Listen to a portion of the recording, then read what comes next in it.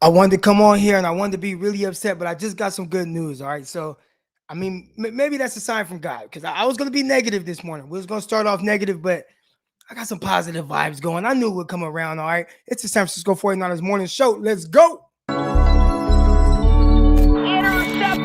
It is picked off by Crocker over midfield. He'll run it all the way into the end zone. Touchdown. Croc Talk TV podcast. Peace.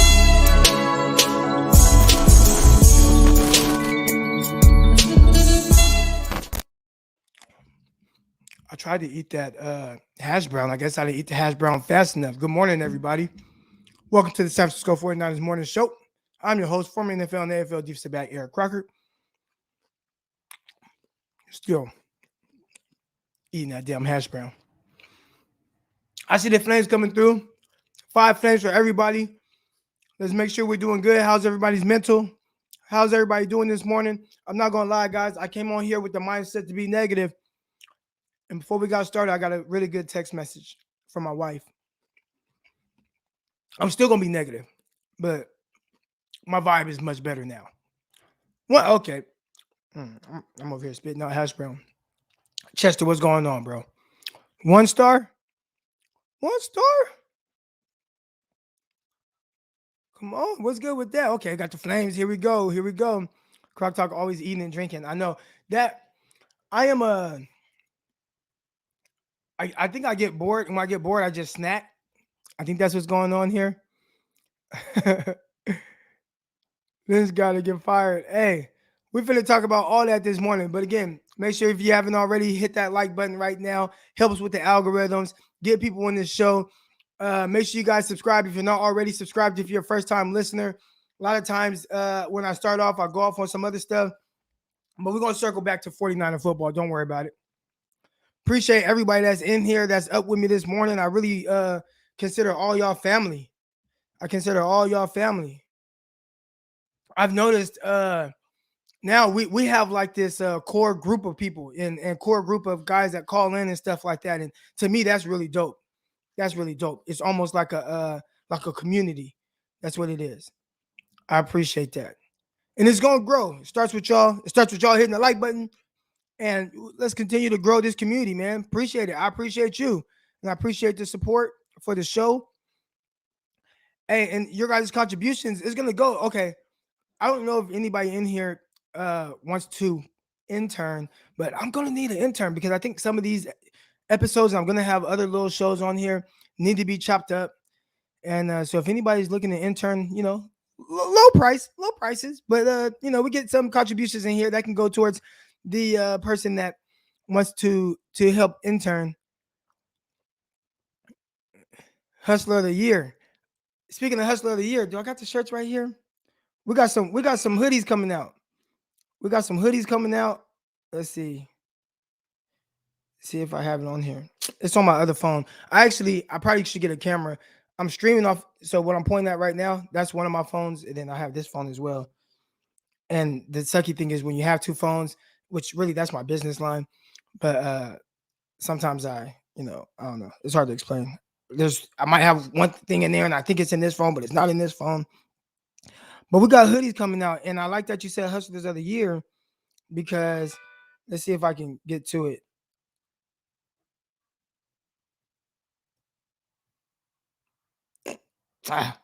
We'll get to it later. I got bad reception in here with this phone and I don't have it on Wi-Fi. I don't want to pull from the bandwidth. But we got some hoodies coming out with the new logo. You guys see the new logo, Frontline Sports. And the front says $1 billion hustle. And to me, that's the mindset, right? Like, you know, the person was like, you sure you don't want $1 million? Like, no, I want $1 million, man. People make $1 million. How many people make $1 billion? And I'm not saying I'm going to make $1 billion, but that's what the hustle got to be, right? I'm trying to get to that. I'm trying to touch that cheese. You feel me? So we got the hoodies coming out, probably some crew necks like this as well that are going to say $1 billion hustle, going to have the hats, all that good stuff, man. We out here hustling, man. Let's go. All right. I came on here, like I said, I was going to be negative this morning. I was going to be real critical of the coaching staff and the front office, and I still am. And you guys know me. If I start to get like that and kind of amped up, with it's something that's really on my mind because I'm more times than not positive. All right, but my wife texted me right before we jumped on. I was actually on the toilet about 10 minutes before we hopped on here, and my wife texted me and she says, "Babe, guess what?" And I'm like, what's up? She had like a smile or whatever, and she was like, and for those of you who don't know, my wife is in nursing school. She's a in California they call it LVN. Out here they call it LPN. So my wife is an LPN, and she's doing the LPN to RN program. It's a 1 year RN program, and some days they have to go to like the local hospital or whatever, and whoever the nurse over that person, OR nurse, whoever, just flat out offer my wife a job when she finishes the nursing program. So that's exciting. All right. And that kind of brought my spirits up a little bit and kind of let me come in here with like just this different type of like vibe. You know what I'm saying? So now I'm on good vibes. I'm on good vibes. I'm going to, but don't worry. Kyle Shanahan, John Lynch, we're going to get to their ass. We're going to get to their ass. Because and now I'm letting it all out. I'm letting it all out. And I'm going to let y'all on here and we're going to talk about it. Usually I'll be like, oh, come on, say something positive, all that good stuff. But we're going to let it out, man. So again, if you haven't already, if you're new to the show, make sure you guys hit that like button right now. We got 70 of you guys in here. I'm pretty sure in the next few minutes it's going to be over 100 and likely over 200 soon. Hit that like button. Make sure you guys hit that subscribe button if you're not already subscribed to the YouTube channel. Underdog Fantasy. There it goes. Underdog Fantasy, if you haven't already. I missed out last night. Man, they got parlays you could do, right? So I do a parlay. I did a basketball parlay last night, and it was really just the Nuggets and Jazz game. And Jokic went down with injury, which was unfortunate for him, but good for me because I took the under on all his numbers. But Mitchell, he didn't hit the 26 points, so I missed on that. And Porter, he didn't get 15 points, so I missed on that. So I didn't get it. I had been on a little bit of a hot streak. I made a couple $100.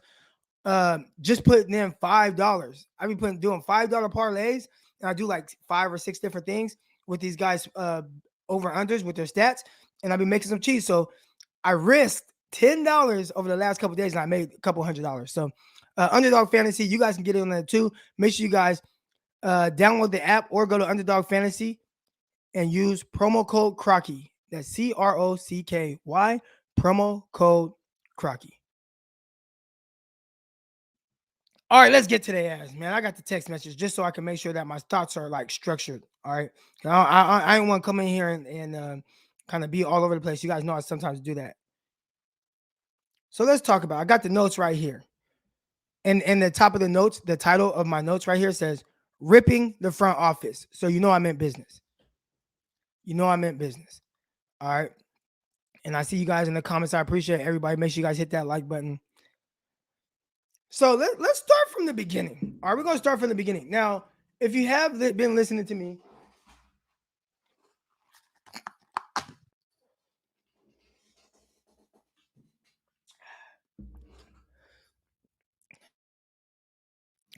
I'm not on fire Shanahan, but something's got to happen. All right. If you have been listening to me, I have told you guys that we can justify all of their moves, and we can. I can justify why they did everything they did, from the Mahomes to the Brady to the everything. But at some point, yeah, like the video, y'all. It really helps. I'm gonna leave that up here. So just as a reminder. All right.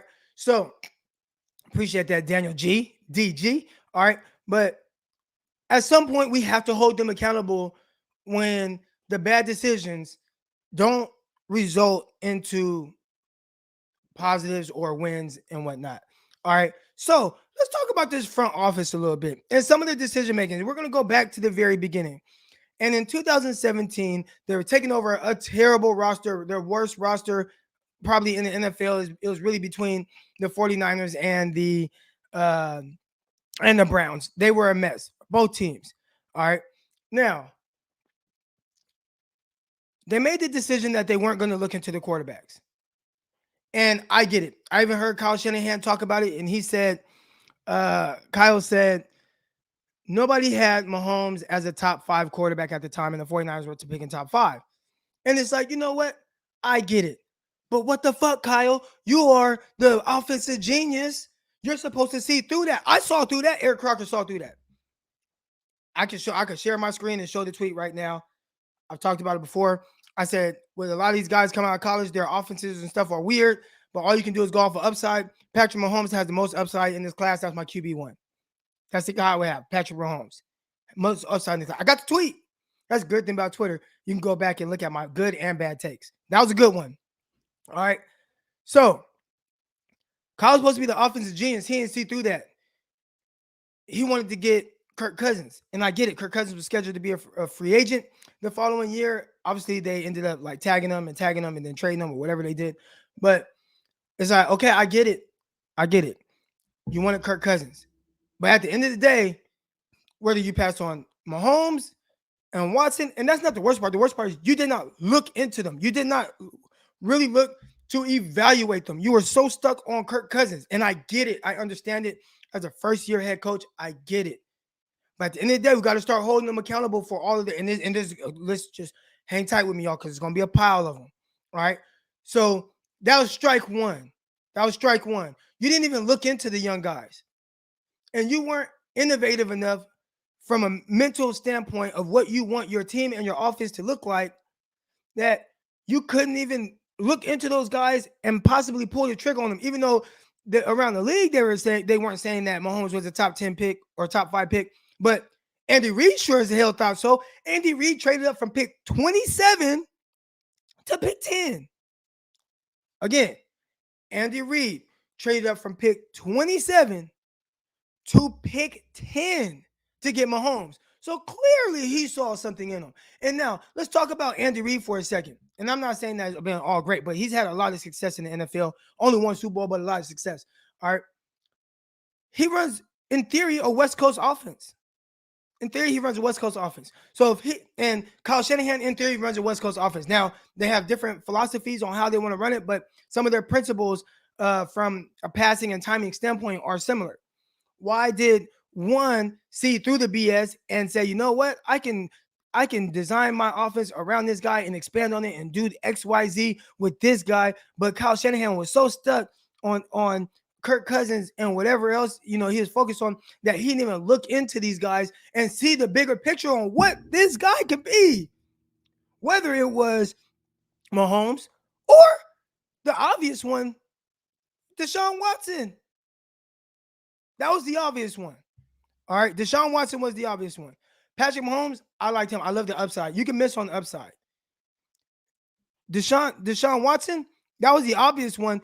How could you not watch the 2016-17 national championship and watch Watson go toe-to-toe with Alabama and not say, you know what, this is a special talent. That's a franchise-changing type quarterback. Now he's changing the Titans quarterback for different reasons, and but we're talking about on the field.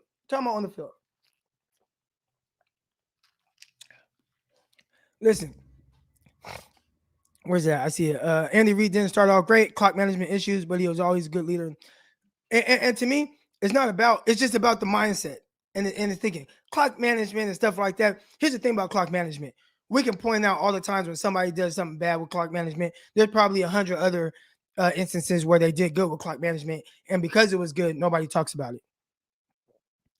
All right, so Crocker was screaming that during the draft. All right, so here we go. I ain't done with. So that was strike one with Kyle Shanahan and the front office. All right, and not only that, and I'm not even gonna get into drafting Solomon Thomas and Reuben Foster and stuff like that. Whatever, but it's just I'm talking about decisions and how we end up where we are right now.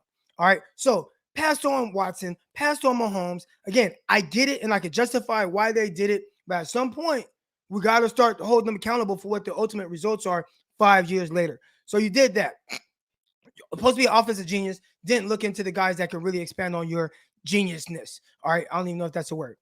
All right, fast forward. They end up trading for Jimmy Garoppolo. Good. And Jimmy Garoppolo, Croc, that's a clean shirt. Hey, shout out to my dog. I don't know if you guys know who Lavelle Hawkins is, but this is a Stockton – you know what I'm saying? Factory Institute training out there in Stockton, California. Shout out to my dog, Lavelle Hawkins, Tim Brown. You know what I'm saying? Lavelle played, 6-7 years in the NFL? They're my dogs right there. coaches at Edison High School in Stockton, California. See my Edison stuff right here. You feel me? I'm real 209. I'm real 209. I'm always gonna represent. All right. But anyway, so they traded for Jimmy Garoppolo, and at the time, I'm not gonna lie, that was the right thing to do. All right, you trade for Jimmy, okay, and it looks like got our quarterback. You know what I'm saying? You got your quarterback, and everybody's excited about everybody's excited about it. And Jimmy comes in with this vibe, like this bounce. And I just watched that the 2017 game, Tennessee Titans, how they had the like turning point and mic'd up and all that. And it was like, wow, look at Jimmy Garoppolo, look at his bounce, look at his vibe, look at the leadership skills, like look at his like, and it's just like the aura around him and all that. And it's like, it looks so good, looks amazing. Like, he's controlling the offense, he's doing this, he's doing that. And it wasn't all perfect, 6 touchdown passes, 5 interceptions, and 5 starts. That's not amazing, but ultimately 5-0. And there was like, okay, there's a lot to build on. All right. Yep. Wide receiver from Cal. Yep. That's my dog, Lavelle. That's my dog, Hawk. All right. Hawk is really like my brother, man. He's like my brother. But there was a lot to build on with Jimmy Garoppolo. And now, because I can do this, because it's 4 years later, who is to blame for Jimmy Garoppolo not ultimately meeting the heights that he could meet, right? And again, we got to go to Kyle Shanahan. And this is why I'm going to go to Kyle Shanahan, because I saw this report, and I wish I should have wrote it down. I saw an article. KP from Niners Nation tweeted this out. And it was basically this cut up from an article. And it was, I believe it was Jake the Snake Plummer, right? Was it Jake Plummer? I believe it was Jake Plummer talking about Mike Shanahan. And what he said was, Jake Plummer never felt like he was good enough for Mike Shanahan. Jake Plummer said that he would felt like he would have a good game, and then Mike Shanahan would just come in and just pound it like, no, bad. Just everything was so bad, and he just ultimately felt like, I'm not good enough for this coach. Who the fuck does that sound like? Who does it sound like? Who does it sound like? It sounds like Kyle Shanahan. And one thing that Jake Plummer said was, like, that type of like vibe, atmosphere can wear on you. You know what I'm saying? It can wear on you. And again, I say that because, again, I watched that 2017 Turning Point yesterday. Somebody had posted, I saw it. And just watching Jimmy, watching how he was with his team. And it's like, I don't see that same swag from Jimmy. I don't see that same bounce from Jimmy. Again, I'm not saying Jimmy is great, but part of him maybe not reaching what he possibly or potentially could be, does his coach ever make him like feel like you're good? Now I see Kyle trying to do it now, but it might be too late. Kyle trying to have his back now, I think it might be too late. Where you weren't building this guy up before. Everything was always about, and matter of fact, let's talk about Kyle and his kind of wearing on players. What's going on with Brandon Ayuk? What's going on with what happened with Dante Pettis, who has actually more catches in only 2 games? He only has 2 games, and he has more catches, stats, and stuff than Brandon Ayuk, which is crazy. But let's talk about how how he is wearing on these players. At some point, again, I can understand everything. I see but we got to start to hold them accountable. So let's go to the next thing. We talked about passing on Mahomes and Watson and understanding it and can justify it at the time. But looking back on it in hindsight's 2020, it was the bad decision. But we're starting to see a trend here. So they trade for Jimmy. That was good. But then how he's handled Jimmy, that has been bad. All right. And then in one offseason, they do 3 things. And then another thing after that. In one offseason, they made 3 mistakes. I don't want to say 3 mistakes. I'd say in hindsight, they were wrong. Hindsight's 2020. But in hindsight, they were wrong. They traded DeForest Buckner, who's the leader, the undoubted leader of your team, especially on the defensive side of the ball, at the same time as Joe Staley was retiring. Traded DeForest Buckner, the guy who doesn't miss games, leader of your defense, arguably best player on your defense, probably most important player on your defense, stand-up guy on the field, off the field, accountable. Everything that you wanted your 49ers organization to exemplify and everything that you want your players to be, he was that, and you traded it away. Just to replace him with a guy who has a bad knee and has missed more games in his short time in the NFL than Buckner did his entire time in the NFL.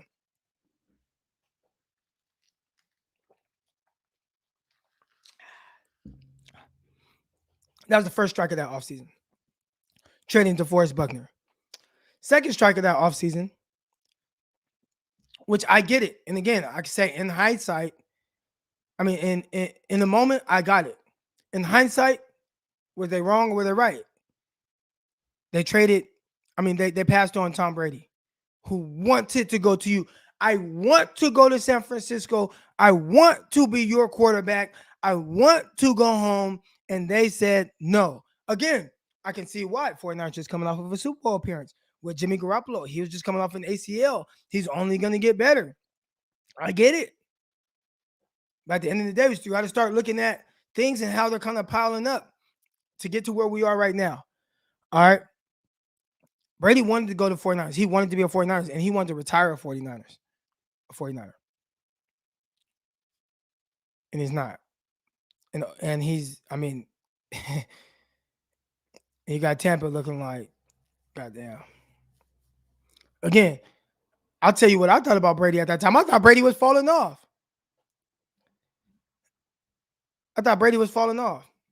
But clearly he's not. And it's not on me. It's not on Eric Crocker, some guy who's just in his home office to be able to kind of look through the BS and try to figure out what's going on with Brady in that situation. Again, I could justify why they passed on him. Coming off of a great year, 13-3, Super Bowl appearance. Jimmy coming off of an ACL. He's only going to get better. I get it. I thought Brady was finished too. Clearly he's not. And clearly he's never going to be finished. All right. So again, I can justify why they did it, but ultimately right now we're looking at how do we get to where we are right now. Again, drafting Kinlaw to replace Buckner. What's going on with Kinlaw's knee? The issue with his knee is this. There were teams that took him off of their board because of the knee during the draft. 49ers didn't. And not only did they draft him, but they drafted him to plug and play him in a spot where they had the ultimate guy there, DeForest Buckner.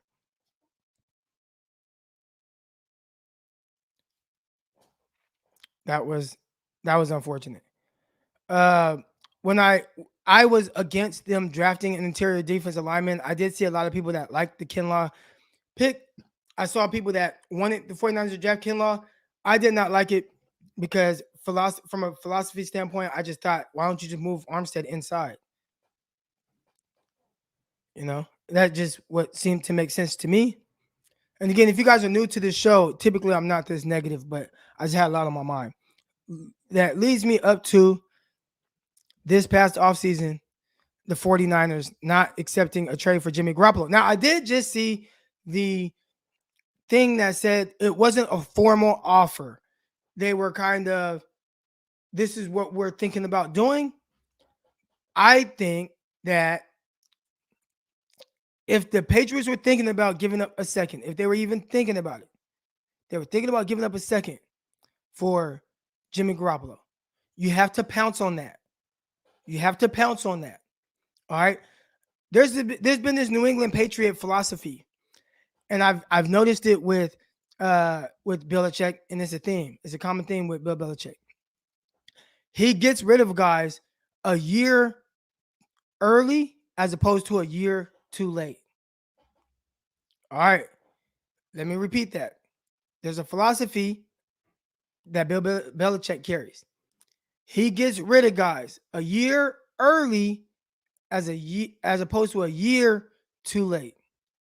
So in the sense of this situation with Jimmy Garoppolo and you saw the injuries and stuff happening, and you're clearly you want to go in a different direction, and somebody's going to offer you a second round pick, hopefully, right? That's what it looks like. There's some type of conversation about it.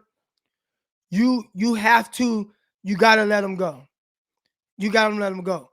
And now, at the very least, because right now, what's going on with the 49ers? There's no structure. There looks to be no plan, right? Like, what's the real plan? So, at least in that situation, you get rid of him and you draft Trey Lance. And even if you don't feel like Trey Lance is ready right now, at least you have a plan. At least you have a plan.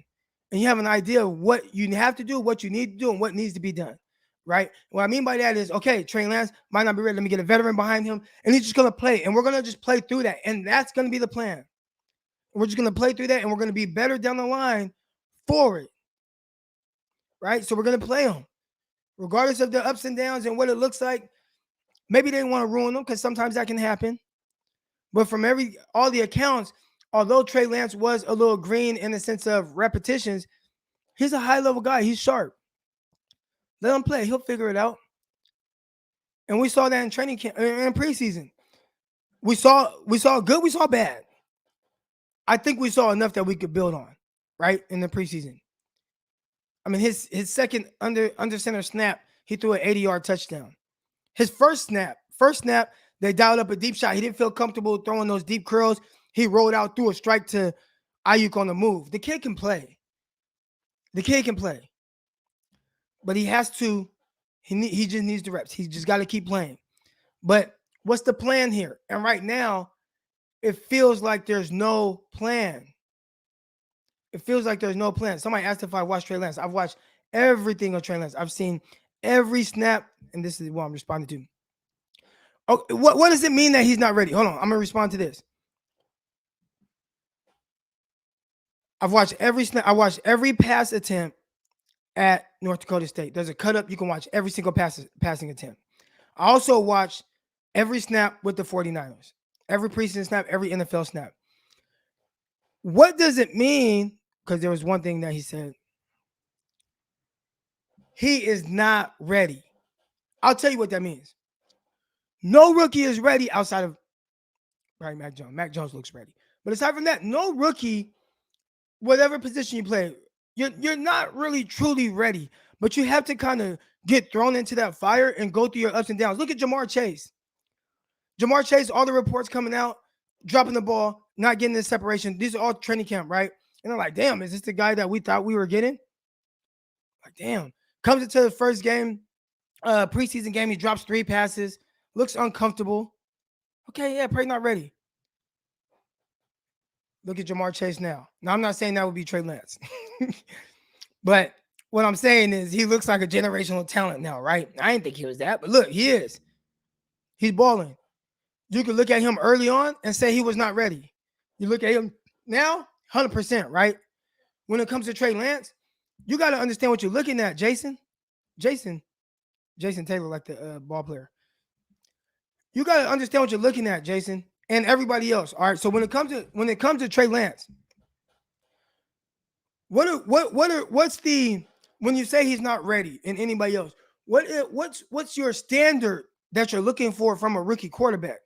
I think sometimes our standards and what we think something should look like is not realistic.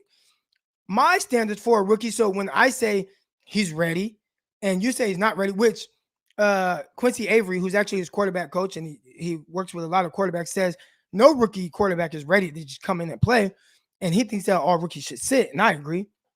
But I'm looking for, what do I have to build off of?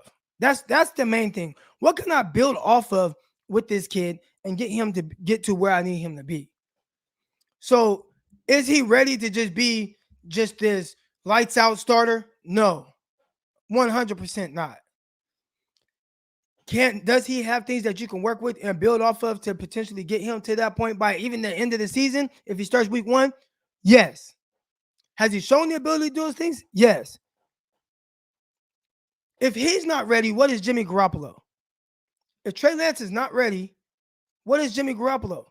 Because right now, Jimmy Garoppolo's average, his average PFF grade is lower than what Trey Lance's first ever start in 2 years in the NFL, first start in the NFL, first start in 2 years. What he did in that game, his PFF grade was higher than Jimmy's average PFF grade for the season. I'm not saying PFF is Bible, but they graded a certain way. And that 66.8 or whatever Trey Lance got in that one game that he started is higher than what Jimmy's average is for the season. So who's not ready? Maybe Trey Lance not ready to your standards, but clearly Jimmy Garoppolo isn't either.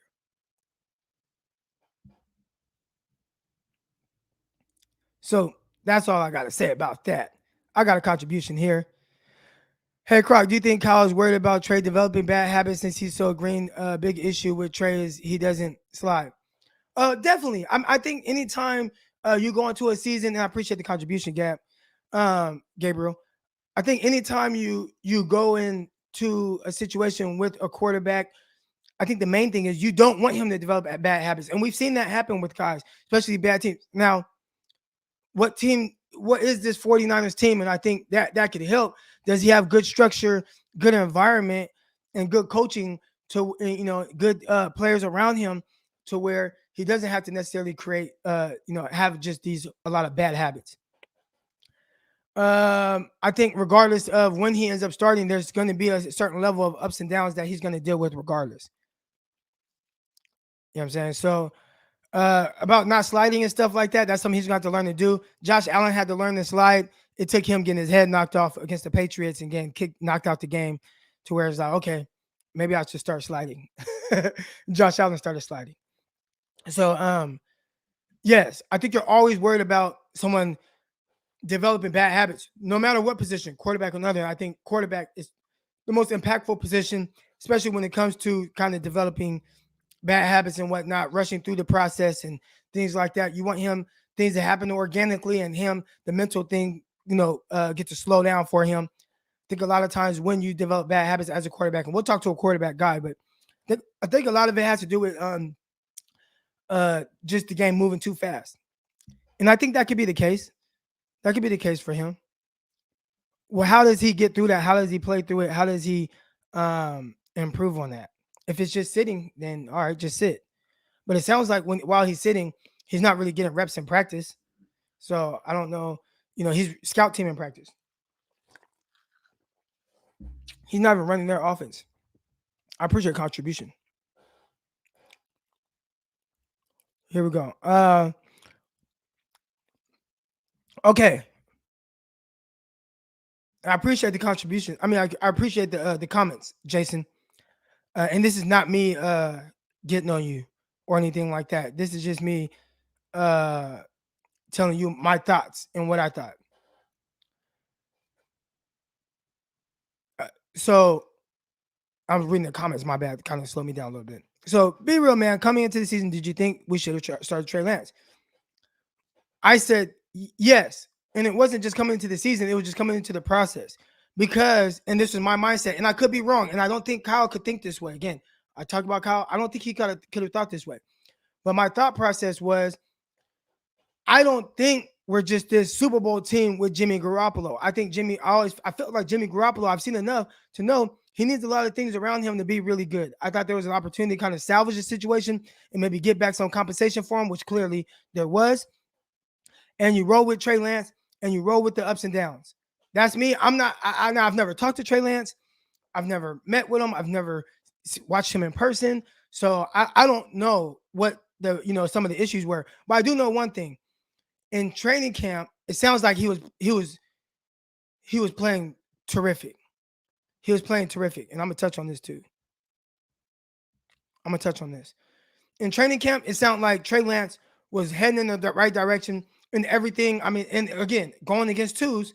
But it was like, whoa, we got something here. Everybody, I mean, even guys like Mayoko, Barrows, and you just hear them, and they were guys that did not want Trey Lance like that. They liked Mac Jones, and even them were like, this kid is special. He's special. They're watching him in the practice. So I thought that was an opportunity where, well, okay, he's doing special things. He's going against the twos. This would be a good opportunity to start to get him with the ones. The more reps with the ones, the more you bring him along, the more he starts to feel more comfortable in the games. He didn't really get that though. So I personally was one, and I was saying this before, and if you go back in a lot of these YouTube videos, I was saying that I didn't want Jimmy on the team, and I would have went with Trey Lance from the jump. And to me, it was never about this season when it came to Trey Lance. It was all about if I want to win a Super Bowl, which is the goal, Trey Lance, in my opinion, gives you a better chance than Jimmy Garoppolo. If we're talking about peak Trey Lance versus peak Jimmy Garoppolo, Trey Lance is going to give you a better chance because he's just more of a playmaker. And so if you can get him to where, well, I can throw as well and I can run the same offense as Jimmy, but now I add a different explosive element to it, being able to throw the ball down the field and use my legs if I get in a pinch. He gives you a better chance to win games and be more dangerous in theory. So how do I get him to get to that point? And to me, it was he's going to have to play this year. And it's not this year that the 49ers probably won't win or whatever. We'll see what happens. But I want to get to next. I want to get, how do I get as close to that Trey Lance that I need as possible? And I felt like it was playing on this year. That was just my mindset. So we had a Super Bowl roster. I was on Spaces yesterday on Twitter, and I asked, if you don't follow me on Twitter, at Eric_Crocker, but I asked, what is a Super Bowl roster? What is that? What's a Super Bowl roster? I asked that question. I did get some answers, and I think overall, the answers that I got, and there was a Super Bowl winning guy that was in there in the Spaces as well, but from most people, it sounds like a Super Bowl roster is just it's a team that has great chemistry. It's not about the play, like, oh, this special player loaded roster. It's not even about that. It's about chemistry. Chemistry and having a good quarterback. That's what it sounds like a Super Bowl roster is. If you have great chemistry, you have an opportunity to have a really good season and ultimately make a run for the Super Bowl. Now, when we say Super Bowl, I mean, only one team wins the Super Bowl, and more times than not, it's Tom Brady winning the Super Bowl. So when I think of teams and having an opportunity to win the Super Bowl, it's just, are you a playoff team? Can you be a playoff team? And can you have the chemistry to be able to get to the playoffs and then potentially from there make a run like the Giants did twice? You know what I'm saying? So Super Bowl roster is like, what really is a Super Bowl roster? Really, it's just a team with great chemistry. I appreciate everybody that's in here right now. Make sure if you haven't already, hit that like button. I got over 220 people in here, so I should have over 220 likes. Helps with the algorithms, helps people get in here, helps people find this show. So hit that like button right now. Hit that like button right now. And also, make sure if you haven't already, hit that subscribe button, all right? So to hit that like button, what do? Click down the live chat, hit the like button, then get back in the live chat. Do that for me right now. Yeah, so that's kind of my spiel on the coaching staff a little bit. And hold on, my guy hit me. I'm gonna see if I can bring my guy Javi on.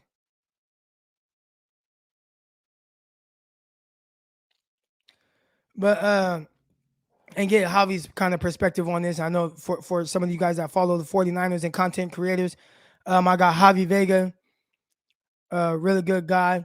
Would love to get him on here for a minute, kind of get his thought process on it. Javi, I'm about to DM it to you.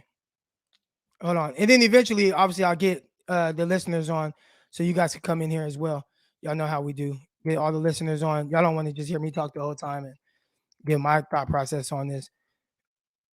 But yeah, Javi has a little bit of time. Here we go, Javi. I just sent it to your Twitter account. But appreciate everybody that's in here. Here we go. Crocker needs to put on the pads and help the secondary.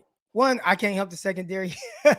Two, I say this and it's tough because it's like, what is the right answer? What is the right way when it comes to the secondary? I'll say this, and I can say this with confidence for you guys. The secondary does not suck. The secondary is actually pretty good. The secondary has a pass interference issue, and I don't know how to fix that. From a coverage standpoint, because I look at everything from a coverage standpoint, can you cover? Are you a guy that can you just cover? Those guys can cover, and they can cover well. For whatever reason, they are panicking at the catch point. I can't tell you why. I don't know why. I don't know what the issue is and why it's resulting in so many pass interference calls. That has to be fixed. But I've said it on here before. I don't relate a bad cornerback with a penalty. All right. But here we go. Lacks discipline, 100%. Sunday was terrible.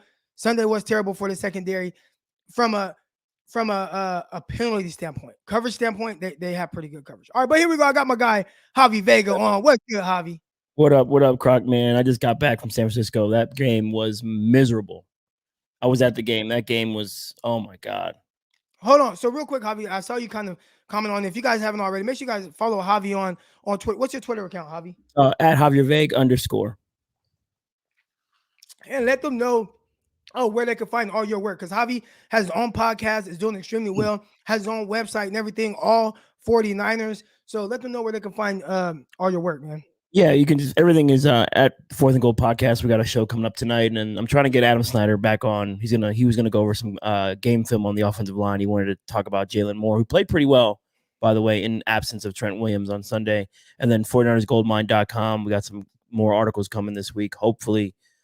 Just work's been crazy at my job, so I'm trying to catch up on all the articles I got to publish. So, but otherwise, we appreciate everybody's support. All right, man. Hey, man, he's doing a hell of a job. Make sure you guys subscribe to their YouTube channel as well. So, Javi, I want to get your thoughts because I don't know if you were on here when I first hopped on, but I kind of went on a rant about the coaching staff and how I'm really kind of coming to the conclusion: does the front office suck? You know what I'm saying? Like ultimately, that's the big, because I can make excuses and bring insight to why they made a lot of decisions that they made, and I get it. Every single step of the way, I get the decisions that they made. But ultimately, I'm Eric Crocker. I just do podcasts and streaming and talk on YouTube, as do you.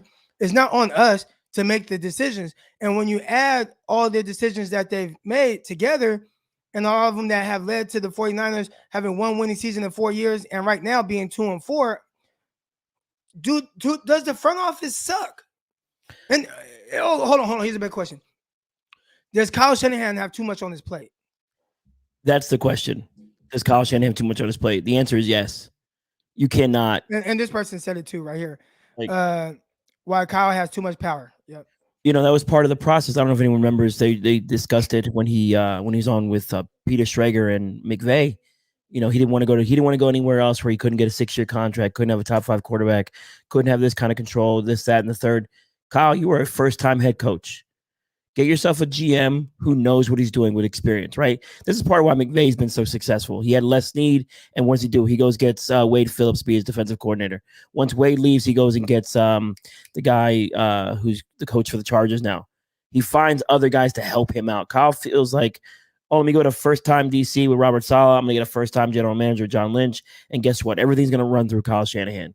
I have final say on everything, right?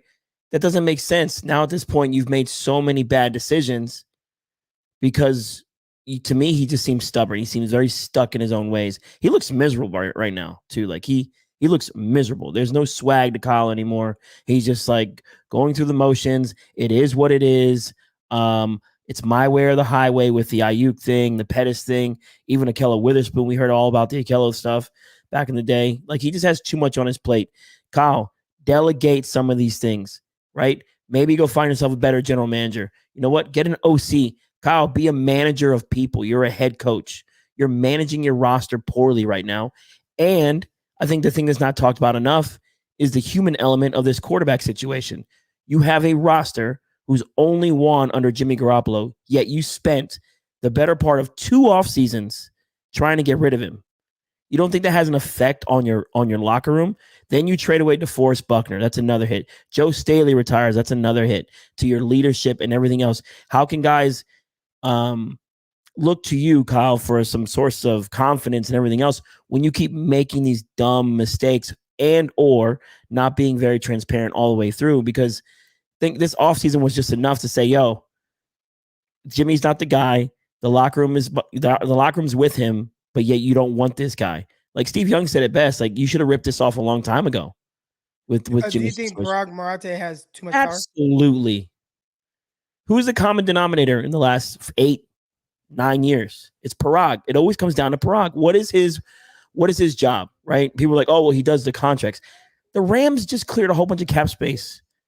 Every good franchise has a Parag Marathe. Everyone has a guy who can do contracts. Parag is not. And I've seen Grant Cohn. Have you seen Grant Cohn's little digs at that?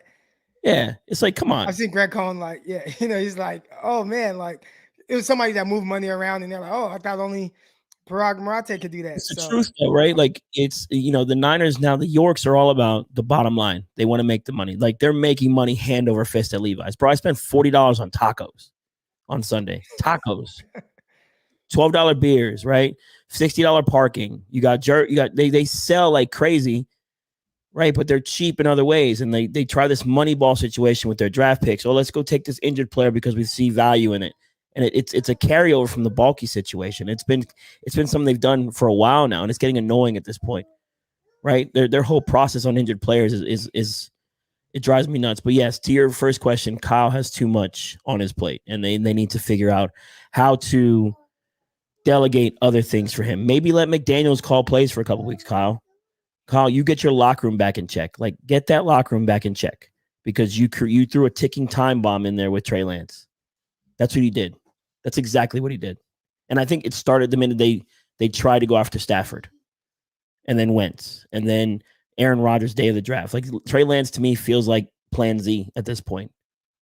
So I think the bigger issue, and it's tough because I like the Trey Lance pick, but do you think that, and we look at Kyle Shanahan and everything's been about him being an offensive, genius and all that, and being able to, make gold out of nothing, and it would seem that Trey Lance would be the right, or Kyle would be the right guy for Trey Lance. But do you think maybe Kyle is not the right guy for Trey Lance? Do you think there's a case for that?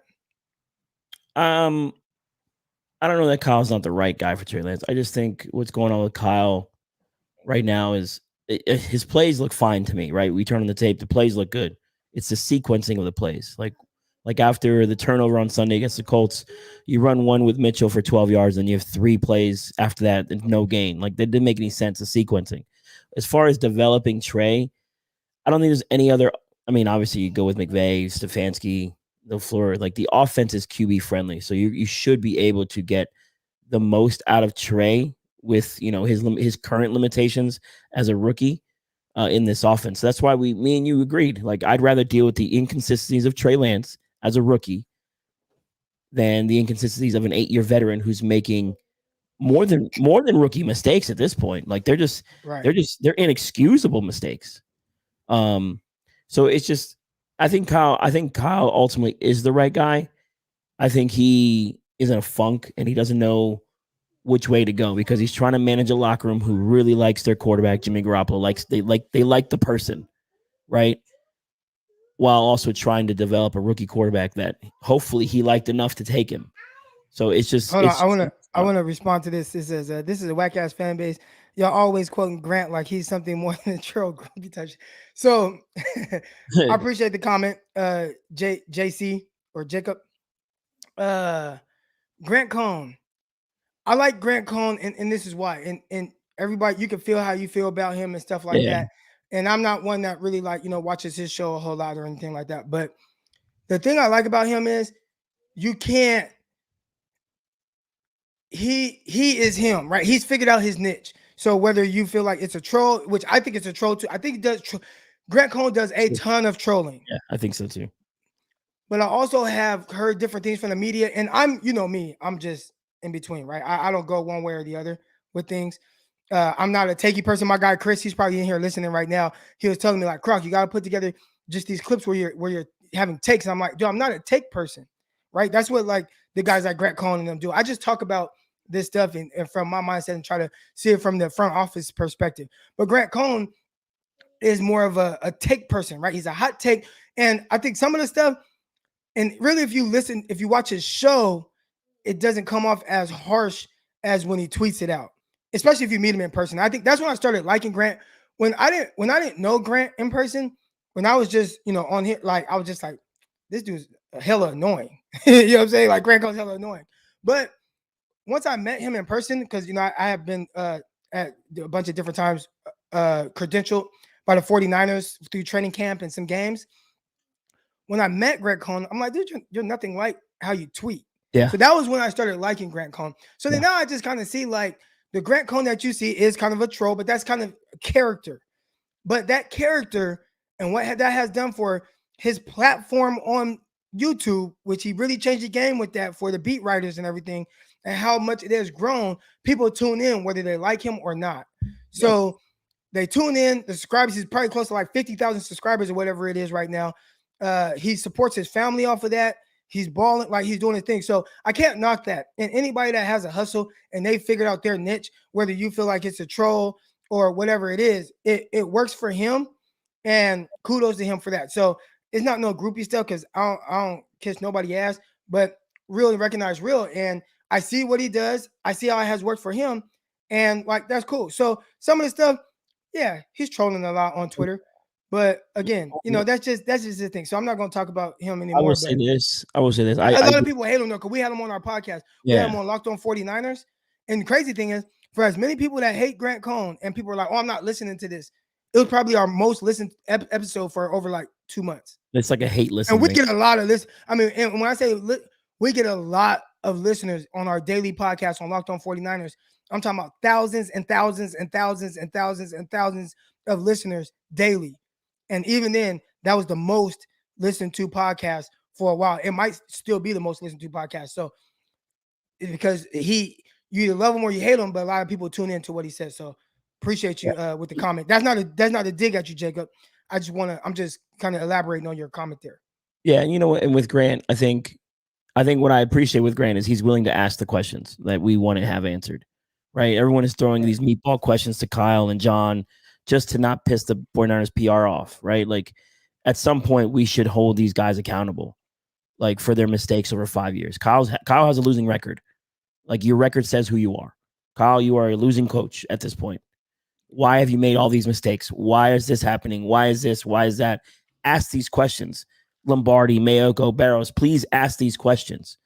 The fan base doesn't like these questions because they can't do nothing wrong. Like it's okay to be a 49er faithful, but at the same time, you should be able to look at this team objectively and say, damn, there's something wrong here. Right. And we should question these decisions, right? Because we have 20 years of losing, essentially 4 winning seasons in 19 years. 4. There's nothing to be super faithful about and super hyped up about. You have 4 winning seasons in 19 years. Ask the questions. Get on these coaches' asses. Get on the general manager. Get on the owner. Like, what is the deal here? Because if you look up north, Seattle's been dominating the NFC West for what, 15 seasons now? And regardless of how I feel about the Seahawks, guess what? Not 15, but I get what you're saying. It's been about a long damn time. near a decade. It's a decade where they've been at the top. Yeah. Yeah. Why have they been at the top? Because they got the quarterback right, they got the coach right, and they have the general manager right. Oh, and before the owner passed away, he was spending money correctly and doing things to make sure his team was consistently winning over and over and over again. That's the difference, right? Look at the Chiefs the last 5-6 years. They got it right. Before then, they didn't have it right. They fixed it. The Niners need to fix this already. You are the 49ers, the 5-time Super Bowl champions. You haven't done anything in 26 years. Enough. I'm tired of it. I'm tired, bro. On Sunday, I walked out of the stadium embarrassed. That was an embarrassment on Sunday. That was embarrassing. You had a bye week and you came out like that. Yep. And I'm cold, wet, tipsy. Like, come on, bro. Man, hey Javi, I know you got to get going, man. I appreciate you coming on. Yeah, again. Shout out everything that you're doing. Let everybody know where they can find you, bro. Yeah, of course. We appreciate you, Crocker, for hitting me up right away. But yeah, just check me out on Twitter at Javi Vega _. And then, of course, the podcast will be on tonight, 4th and Goal podcast. I'm going to try to get Joe Staley back on, go over some of the offensive line stuff. But Adam Snyder will be back on. We're going to go do some offensive line film because Jalen Moore played pretty good. And maybe he can replace McGlinchey. All right. Maybe, but we don't want to move him from the left side. So I know. if he's a good left tackle, just keep training him that way. Let it kind of happen more organically, and we'll see what happens with Trent Williams. But Javi, man, I appreciate you coming on, bro. All right, brother Priest. All right. That's Javi Vega, man. That's my guy right there. Let's get to some of these questions. And as always, I'm about to put the link in the chat for you guys to come on and speak your piece. Even if Lance was plan Z, why didn't you cut Jimmy and get a bridge QB, Kirkpatrick? And I saw what you meant, Fitzpatrick. I saw your second one. Could have been perfect. Crazy thing is, that's what I said to do. I said, get rid of Jimmy, get a Fitzpatrick in there, draft Trey Lance, and kind of rock with that. Once you trade up to 3, that was my thing. That was actually my exact process, even before the 49ers made the trade. That was what I would have did. Appreciate the contribution. My guy Rich, Kyle is not right for Lance, but I believe Lance is right for Kyle. I agree. I think Lance is right for any coach. Like, any coach that can think like, hey, I want this big, powerful, athletic, strong arm quarterback that's extremely intelligent, really smart, and wants to do well and wants to do better. Those are the type of guys that succeed in life, not just football. And I feel like Trey Lance is that guy, but whatever it is that the Shanahans are doing is wearing on quarterbacks. And some guys can take it, some guys can't. Hopefully Trey Lance can take it and takes it head on and just improves, and he ends up being Kyle's best friend. Hopefully that's the case. That's best case scenario for Trey Lance. Here we go. I don't know if Jacob ever responded back to when I talked about Grant, but I appreciate the I hope you're saying your name right too. It's like Jay, then Cobb. Here we go. So we got about 30 minutes left. If you haven't already, make sure you hit that like button right now. 275 people in here. Hit the like button, hit the subscribe button. Helps with the algorithms. I appreciate everybody that has done that. Let's see how many likes we got. I'm about to look right now, see how many likes we got. All right, we got. Hold on, it's just loading because it's a live stream. Oh, it's taking a while.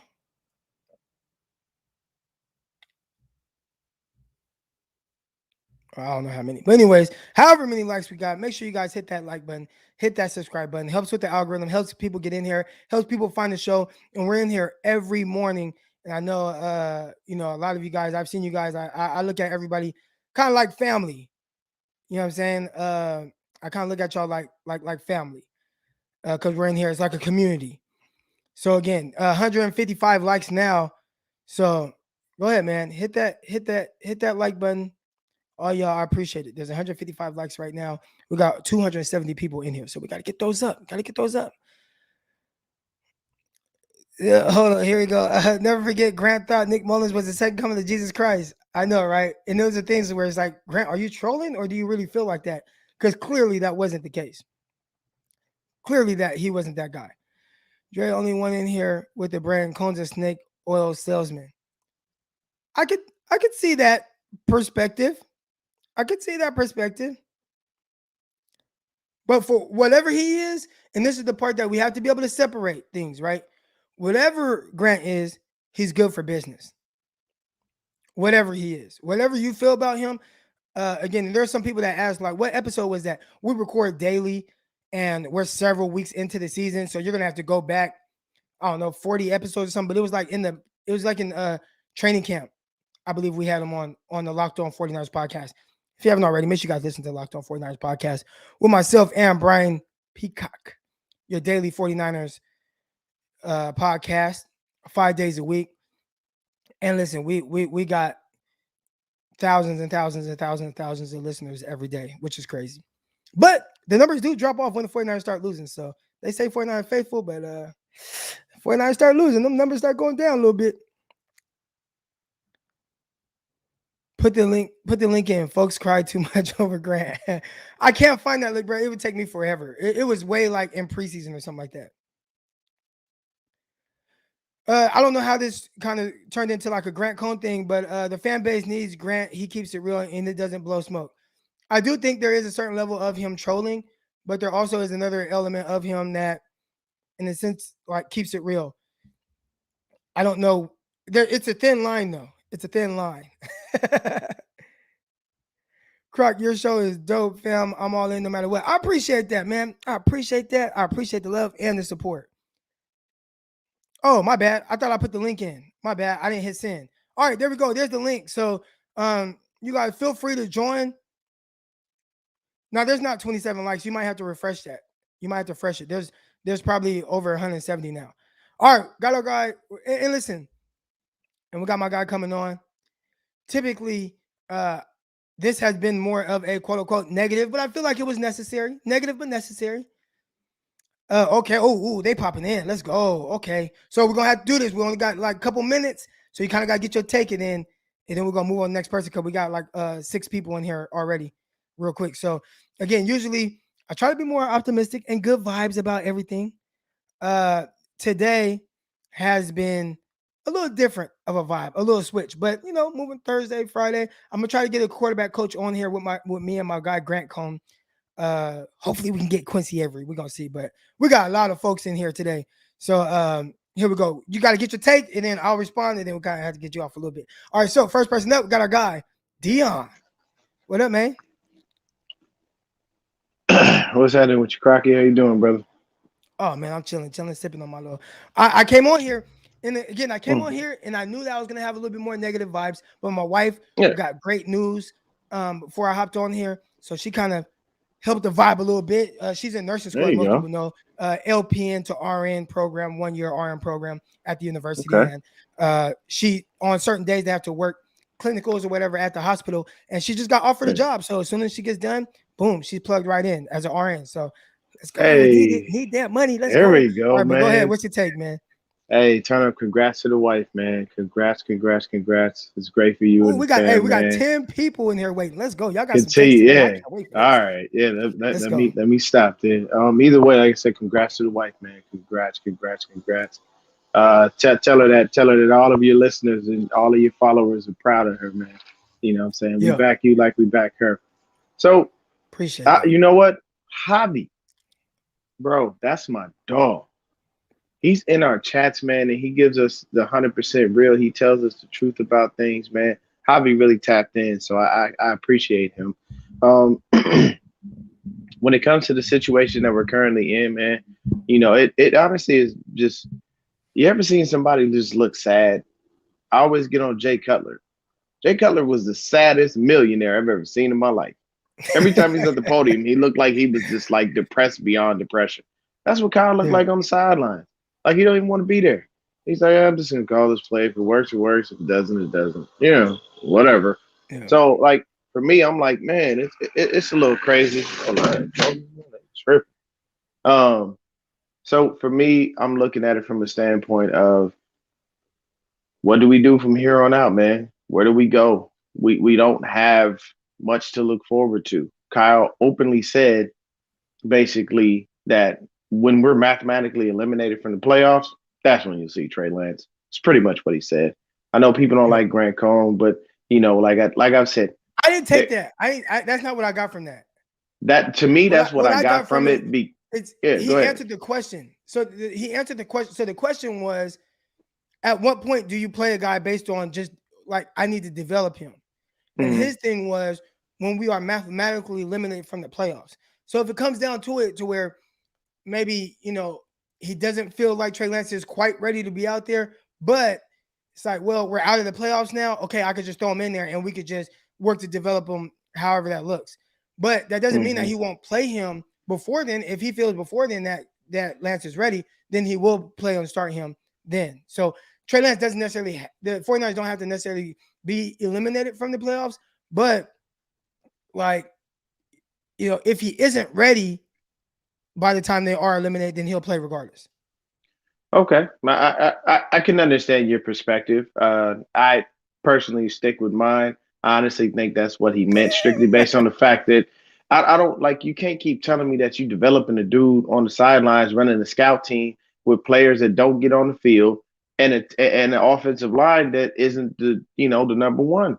Like, you can't develop the guy. How does the offensive line wind up getting cohesiveness, knowing how to, understand Trey Lance moves this way, he runs that way. If the pocket breaks down this way, he goes this, he goes here, he goes there. Like, they won't be able to understand and come down on the holding penalties until they actually get reps with the dude. You can't do that with a scout team and then have him out there running with Trent Sherfield and Juwan Jennings, you know what I'm saying, and then throw him out there with Debo Samuel and Brandon Ayuk and expect him to shine. It doesn't work like that. So if he doesn't get, reps with the ones, he will never wind up in a situation where he can actually fully progress. At this point, I honestly think that that's what he meant, because basically everybody in there is starting to come around. Like, Grant asked him 2 hard questions straight up. He was like, what does Jimmy Garoppolo, basically, he was like, what does Jimmy Garoppolo have to do to get benched, bro? Like, what are you not seeing? Like, what is it? Well, there's not an open QB competition right now. And, the starter depends on the health of Jimmy Garoppolo. And I'm like, you continue to keep feeding us that and you stick with him. So that tells me that something's sticking in your craw. So you didn't like something. You didn't like something that was done, and you're pissed off about it, and you're going to be a big baby, and you're going to keep shoving Jimmy Garoppolo out there, knowing he sucks, knowing we're going to keep losing with him. You know what I'm saying? And it's just like I told everybody the other day. We could go and beat the Bears strictly based on the fact that the Bears, that we're away because we don't win at home. But then we come back home to the Cardinals and we're going to get the shit beat out of us. The Cardinals finally have a tight end. That was their last piece. They have Zach Ertz. So now how do we stop AJ Green, Zach Ertz, Christian Kirk, DeAndre Hopkins, and we got Chris Conner in the run game, and we got Kyler Murray that runs. Like, all these things come into play. So it's frustrating as a fan to watch your head coach, first of all, look dejected on the sideline, like he could care less about his job. I'm just here. He walked in, pulled a Marshawn Lynch. I'm just here so I don't get fined. Well, I'm just here so I can get paid. That's basically what's happening. And it's sad for us because we would love to have him out there feeling good, smiling, energetic, ready to put Jimmy out there. Not ready to put Jimmy out there, ready to put Lance out there, go forward, try to, salvage something of the season. But hey, if he has another losing season, we're stuck with him for at least the next 2 to 3 years anyway, because we got to pay him regardless. All right, man. I appreciate the take you coming on, man. All right, brother. Have a good one, Croc. Hey, once again, congrats to the wife, man. Great for the family. All right. Thank you. All right, here we go. Next up, we got Strong Mustache. All right. I can see the mustache from a mile away. All right, we got hold on. Because somebody's trying to get in, so I gotta kick him out. All right, here we go. What up, Ben? Look at that mustache, baby. Oh. Let's go. It's not lasting for long. I got Halloween coming up in a few days, so I just wanted to have some fun for a few days, man? Yeah, that's real Aaron Rodgers-esque. That's what I was going for, so I appreciate that. But before I talk to you what I wanted to talk to you about today, you asked me, I think the other week, right? What do I think Kyle Shanahan does well? And I kind of gave you an answer on the fly, and I thought about it again, right? All right, I think the thing people don't give him enough credit for, and listen, he's getting all kinds of crap right now. Obviously, he should be, but he has this ability to put really good coaches around him on the other side of the ball. It seems like to me, and his ability to hire a staff that's not involved with his offensive system, like. I'm happy with the rest of the staff. If you look across the board, I think you look at D'Amico Ryans, Chris Kocurek, dude, I don't appreciate that. I don't appreciate that, Ben. We got the same name, man. What the hell, man? I really don't appreciate that. I know it threw you off. My bad. I threw you off, but it was funny. No, you know what, man? I just woke up. Like, what are we doing here? Come on. This is the 49ers morning show. We gotta it's still early, but no, man, I don't know. I feel like people don't give him enough credit for hiring D'Amico and Rob Saleh, obviously, and I feel like this defensive staff he's put together is pretty good. Do you think that Kyle? Okay, so we got to figure out. Okay, what's the issue with Kyle? Because clearly, I'd say this. I think he does a really good job identifying talent, whether it's from the coaching staff or his players. But there's something that's off. And it has to do with maybe the way that he's managing everything. Because I do think, like you said, I think he has a terrific coaching staff. I think the 49ers have a good coaching staff. Offensively, defensively, you got Kocurek. I think the D-line, they play well. Secondary plays well, aside from the penalties. They got to fix that. Linebackers, you look at, the offensive side of the ball seems like he has high-level people everywhere, whether it's the running back coach. He's able to get the most out of all the running backs. The receivers, I think they are good, but it feels like the biggest issue is how Kyle Shanahan is managing everything. So do you think that's what the issue is, and how do you fix that? Well, I think the way you fix that or go about fixing that is by trying to bring in, I wouldn't say a lot of offensive coaches, but there are two position coaches who I think need to go this offseason. Wes Welker is number one, and I don't think there's any question about that. And there's even starting, to be some rumors about the fact that he just might be gone at the end of the season. It might already be decided. But him and Rich Gangarello, I think if you move them and you get them out of there and you bring in people who actually have strong personalities and who are willing to challenge Kyle, I think that would be really good for Kyle. I'm not saying he needs someone to go in there and tell him he's wrong all the time, but I think we all recognize that it seems like Kyle has a lot of yes sort of men on his offensive staff, at least. I think that's by design. Do you think that Kyle is someone that is open? Because it doesn't seem like, that's the again, thing. I go back That's to, and that's why when people talk about they made him draft Trey Lance, I'm like, dude, no. Kyle is not the person. You're not telling him what to do. Now, I kind of used that one play. It was the Cleveland Browns and Mike Pettin. And Pettin was like, I think you should run it right here. And Kyle looked at him like he was like, all right, here's your best play. Like, whatever you want to do. You know what I'm saying? But like, it's like Kyle is not the person to me that seems like he likes to take either constructive criticism or even really like legit suggestions from other people. Now, exactly. I think to contradict what I just said, it sounded like the offseason, how they went about the draft, getting input from everybody. But I think, man, ultimately, I don't know if Kyle likes to hear from other people. So we talked about the people that he's put in place and all that, but it's almost like, yeah, you've done all these good things putting these guys in place, but you are kind of your worst enemy throughout all of this.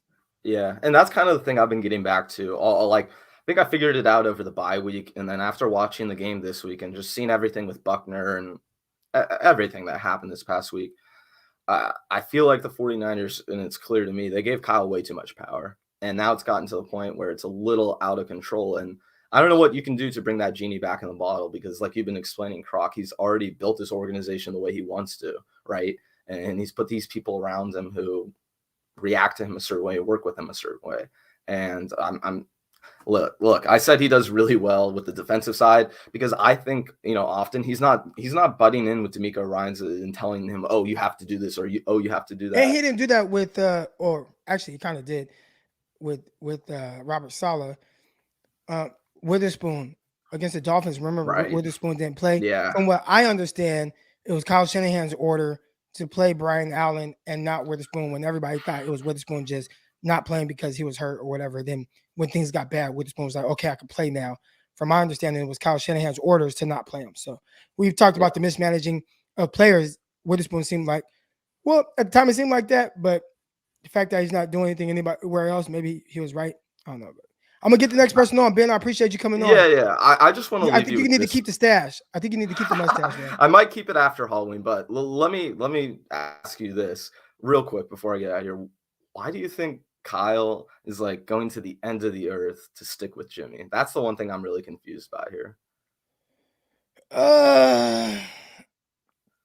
I think it's a little hard. Well, one, I think part of it is there's just no true direction or true plan.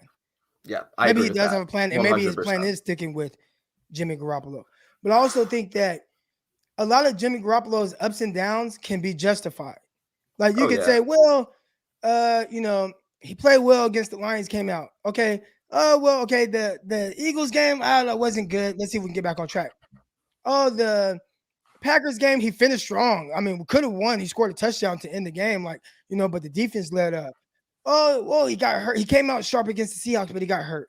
Oh, he plays against the Colts in his next action, but it's a storm out there. So it's almost like you can justify why Jimmy is, the downs, I guess, that he's had this season. But it's like, Kyle, have you looked at it for the entire time that Garoppolo's here and kind of what it's looked like? And there's been a lot of these ups and down moments, ultimately. And also it seems like I'll just leave on this, like Kyle, I don't know if it seems like he might have changed his mind about Jimmy. Like he seems more confident in Jimmy than he's ever been. Go ahead. Sorry about that. I cut you off. What'd you say? No, you're fine. I was just going to end on this. Like, I feel like now Kyle believes in Jimmy more than he's ever believed in Jimmy right now, which is ironic to me because weird. You look at this offseason, what he said at the end of December last season with his injury, like everything that we've seen from Kyle, and now he just kind of like flips this switch. Like, I don't know, Croc. Like, maybe I'm wrong, but clearly there's a lot more going on than we know, and there's a lot more going on behind the scenes. And I'm not saying there's like anything sinister necessarily, but the power struggle is clear to me. I just don't think we know where it's coming from or who within the organization or what. But yeah, I'll just end on that, man. I just like the whole stink around this Jimmy Garoppolo situation. It's starting to fester, and man, I don't know. It's kind of just rubs me the wrong way. It's definitely a weird situation, man. But I appreciate you, man. I appreciate you. Got some more people coming on here.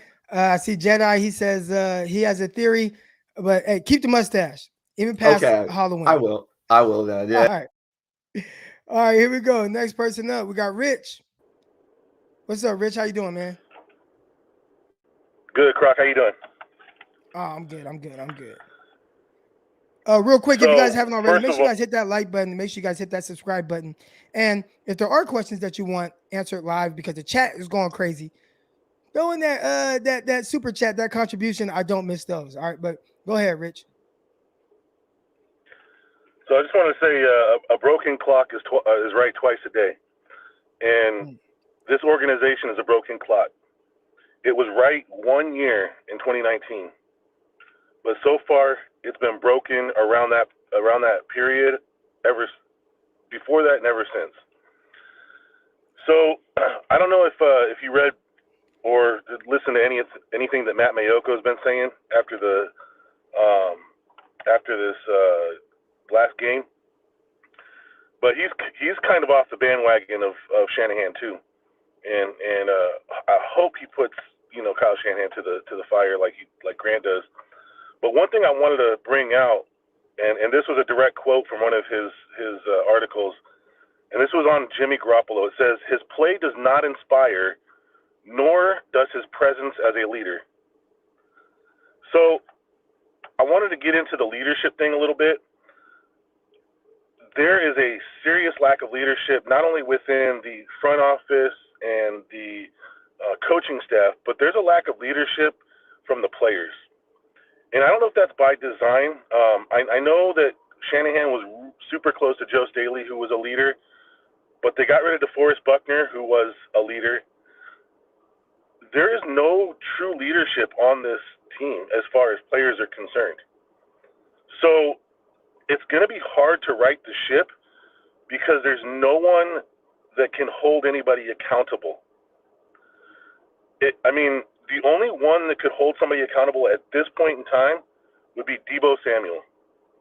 And I don't think Deebo wants to rock the boat like that, but there needs to be a player that comes out and says, look, this isn't right.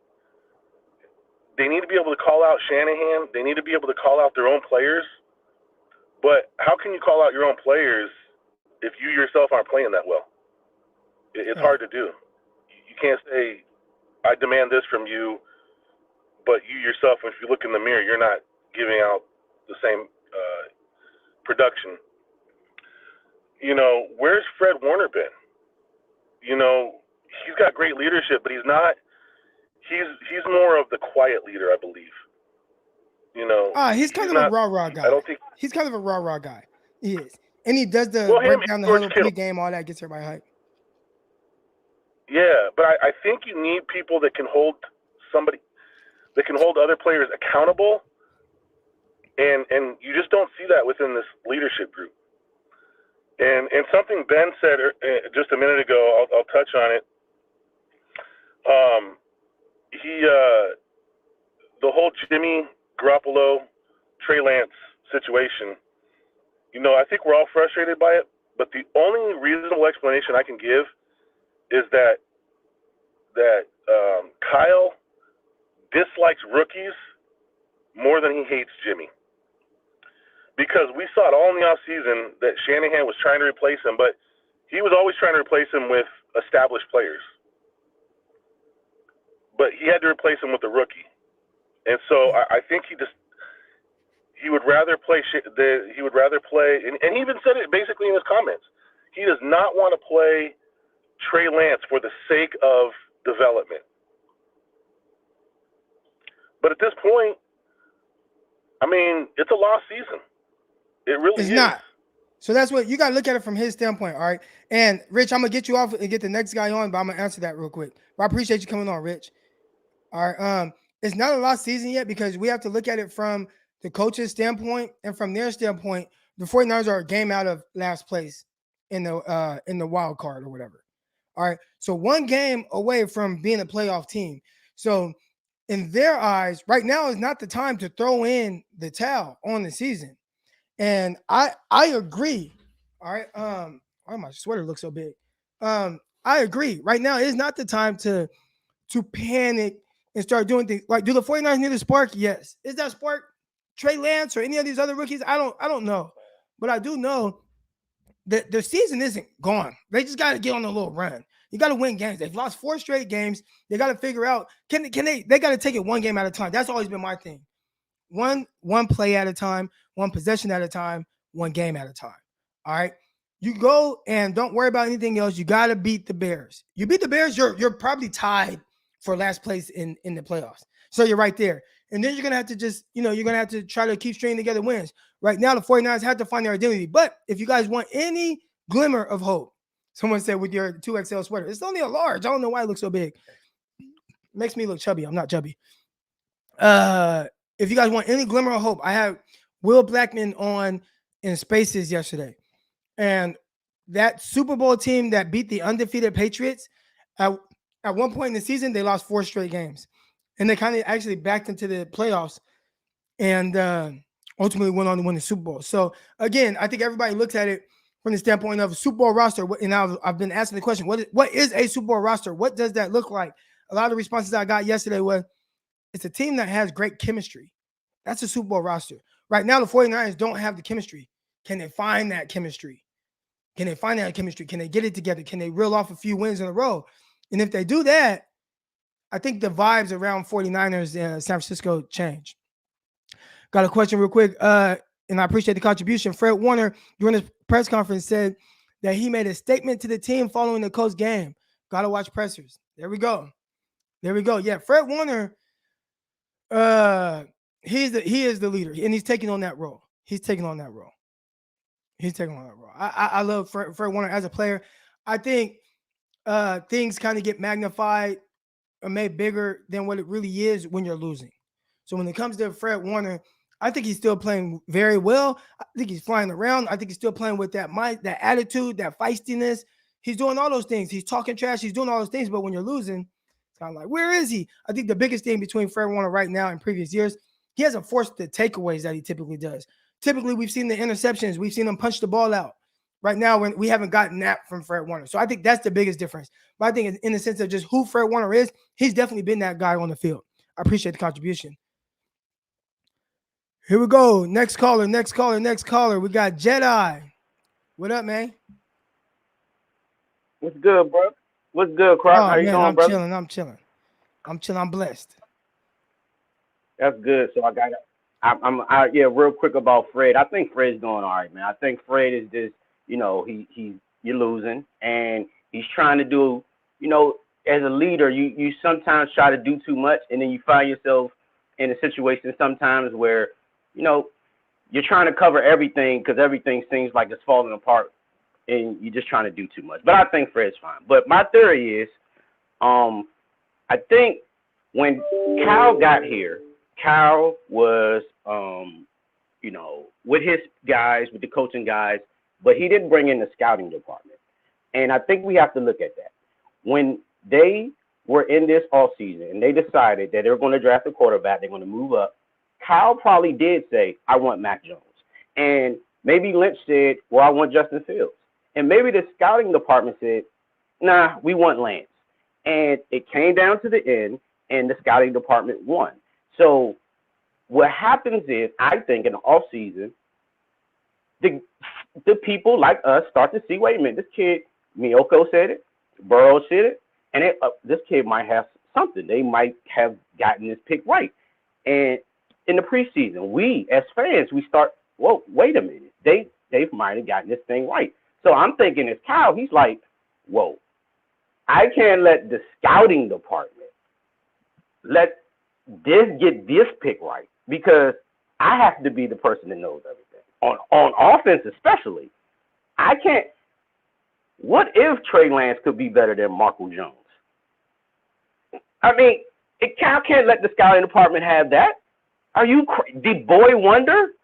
Boy wonder of the great offensive mind genius Shanahan clan. Let the puny department of the scouting people get the biggest personnel decision in the history of any franchise right. And I think it'll come down to something like he said, where we're technically, mathematically out. Trey Lance will come in. We'll all say, oh, wait a minute, this kid has talent. He'll reel off maybe 3, 4, 5 games. And hope if we're mathematically out, it won't matter anyhow. So it might be 3, might be 2, something, you know. And now we'll all look at Kyle and say, dude, what the what are you doing? And it's a lost season. And I think what we're seeing is a coaching staff or a head coach that doesn't trust the scouting department. That's why he doesn't start his rookies, because you don't trust them. If you don't trust the people who are their job is to bring you good positions for your job, you're not going to play those people because you don't trust those. You don't trust the people that's hiring them. So it's all about, does our head coach trust the scouting department?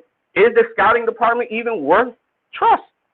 So we're seeing all these things from the front office that we don't see hit the field. And that's why the product looks kind of messed up, because there's no trust. And when you don't have trust with a head coach in the scouting department, that bleeds over to a head coach not trusting, I don't know, Jimmy Garoppolo. Even with him starting, he doesn't trust Jimmy. He doesn't trust Jimmy. He does not trust Jimmy. I think Kyle believes that Jimmy's the safest option, the less of the chaos. He knows Jimmy will listen, and he knows Jimmy has been in this offense. He knows he'll listen to what he says is the first read. He does not want this young kid maybe doing something off script. Maybe it looks bad, maybe it looks good, but he doesn't want to take that chance, because one thing I think Kyle does have is an ego, and I don't think he wants to give up that ego to the scouting department. And I don't know if the scouting department is worth giving that ego up to. So there's a lot of things in the off season just within the front office. There's a communication, obviously, problem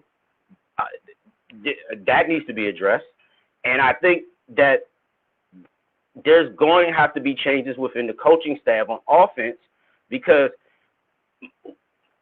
can Mike McDaniel call plays? Like, he hasn't had any experience that I've known to see him call plays. Like, so I don't even know if it's smart for Kyle to give up calling plays right now, because the guy he has is a rookie.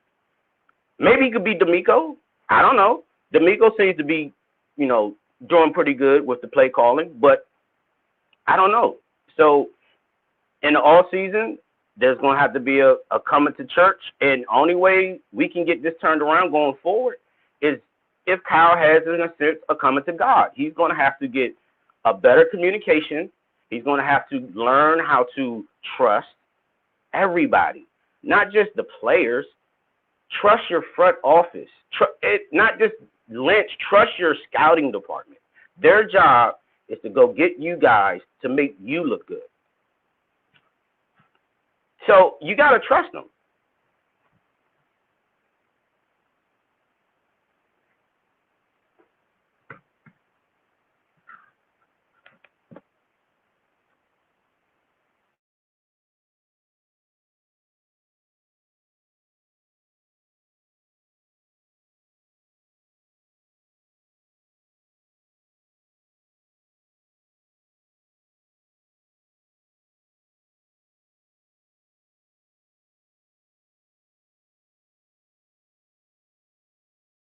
My bad. I've been muted my whole time. Croc, can't hear you. All right. My only pushback on that is I saw the comments. I saw what people were saying if Kyle Shanahan has all the power, why would he let the scouting department pick his quarterback? And I agree. I've been saying that too. Like, Kyle Shanahan, he has the power. So why would he let them pick his quarterback? I don't think that would quite happen. Also, John Lynch came out, openly said it. I would be a fool to try to pick a quarterback for Kyle Shanahan. Like, that's his thing. That's his quarterback. This is his offense. He's gonna do it how he feels, what he feels is necessary. So from that standpoint, just kind of looking at it like that, I really feel like that was his pick. I think he's trying to be right to his team. I think he's caught in the middle here. He's trying to do right by his team and give them whatever he thought was the best chance for them to win and let that play out. And ultimately, if it ends up not being the case, then he's going to go in a different direction. I think that's what's happening here. All right. So I know I was muted. Somebody said I should have muted the cover. I think he had some good points. I think he had a lot of good points. And I think it was very well thought out what he said. But that's the big thing that's missing there. All right. Kyle has all the power. And I don't think he's going to, especially when it comes to the quarterback position, he's going to let somebody else pick his quarterback for him. That's just my opinion. Real quick, I'm going to get my guy DJ on, and then we're going to end with Roscoe's. But real quick, if you haven't already, make sure you guys hit that like button. We got over 300 people in here. We have over 200 likes, but we should have more. We got over 300 people in here. So right now, hit that X, bring down the chat, click the like button, then get back in the chat. All right. Make sure you guys, if you haven't already, subscribe to the YouTube channel, hit the like button, all that good stuff. I've already seen there's been well over 1,000 viewers already. So you guys have been awesome. Let's keep it rolling. Get those likes up. And we're getting these texts up with our guy, DJ. DJ, what's good, man? Oh, what's good? What's good, Croc, man? You hear me? I'm chilling. What you at work right now? Yeah, bro, I'm at work right now. So if you see me looking behind, I'm trying to see if the boss gonna walk in. Oh, man. Shit. I wish I'd have known. I'd have been got you on, man. My bad. That's on me. I'll take that. It's all good. It's all good, bro. Nah, man, I just wanted to come on and just to show you a little love, man. You know what I mean? I've been listening to you since press coverage, you know what I mean? When you was with Blue Wire, bro, you know what I mean? So I always thought you were really insightful, you know what I mean? And, you know, I just love, you know what I mean? I catch your morning show every day, you know what I mean? That's what's up. But, you know, just sitting here listening to everybody talk, bro, like, honestly, like, yo, man, I'm just getting more and more depressed the more I just hear everything that's going on with the Niners right now, man. Just real quick, my whole problem with the Niners, bro, it's more with Kyle Shanahan. You know what I mean? Like, I'm having a problem with the double talk. You know what I mean? You say one thing and then you display another thing. You know what I mean? Like, at the beginning, you go get Trey Lance. It's all hyped up. You talk about, possible 2-quarterback system and all that, blah, blah, blah. Then when it comes around to the start of the season, we just going with Jimmy Garoppolo. Well, all that 2-quarterback stuff, I don't know what y'all was talking about, right? You with Trey Lance. You sitting here talking about like, I don't like him talking about how Trey Lance, like how he says you guys were talking about him possibly starting Trey Lance, and he's like, if I start Trey Lance, essentially it's like giving up on the season. Right? Like, how you gonna talk about the rookie quarterback like that, man? You know what I mean? Like, like things like that. Like, that's what I'm not liking about what's going on with the state of the 49ers right now. Really more, like I said, with Kyle Shanahan. Also with Shanahan, man, like, I don't know, like, we keep on, it's assumed, I feel like it's assumed that Kyle Shanahan is a good coach when really, at the end of the day, that 43% winning percentage, you know what I mean, is not really showing that you're a good coach, bro. You know what I mean? Did like, you see it's lower than Singletary and like Chip Kelly's? Like, that's what I'm saying. Chip Kelly over, and that's lower than Chip Kelly's, with Chip Kelly having a 2-win season with the 49ers. And that's what I'm saying, bro. Like, I'm not getting this assumption. That's why I know people bag on Grant Cohn, but yo, what he says is really true, bro. Like, yo, y'all are just saying that he's a good coach when he's not really displaying he's a good coach, and he's really riding this momentum of 2019, where I don't understand why we just assume like the 49ers are just going to go back to that. You know what I mean? Like, in the first place, when he came, they never shoot. Like, that season is an anomaly if you think about it. You know what I mean? Right. We were 5 seasons in with Kyle Shanahan. That one season is an anomaly. You know what I mean? So I don't know why people think that's the standard. That's not the standard in Kyle Shanahan's tenure with the 49ers. Right. You know what I mean? So I don't know, man. That's all I got, bro. Salute you. I love hearing. I I know you love your at work, man. I segment. appreciate you coming on, man. And I like the Thanks, man. insight. Again, I think that was a very well thought out. And you've been listening since press coverage. That was some Yeah, years ago. So yeah, that was man. early in the podcast game for me, man. I appreciate you rocking with me for real. All right, thanks, bro. All right, stay safe out there at work, man. All right. All right, I appreciate the call in, man. Very well, thought out and good insight. And I appreciate everybody that's coming on. We got our last caller coming on right now. My guy Roscoe's. What's good, man? Chris. So, Croc, you hear me? Okay, we got you. How you doing, man? How you Croc. doing? Yeah, can you hear me? Oh, okay. What's good, man? How's it going? Yeah. I'm good. What is it? Your internet messed You hear up, me? man? You got the dial up, you got the McDonald's Wi-Fi? Or that's me, huh? That's me. Never mind. You're good. Hold on, bro. Hold on. I thought that was the issue. Hold on, right quick. I have my other phone. I'm like you. I All got two right, phones. go ahead. Do whatever you got to do. So we removed him for a second. We'll see when he. The link again. Yeah. Hold on. I'm gonna send it to you on Twitter. Croc, can you send me the link again? All right, bro.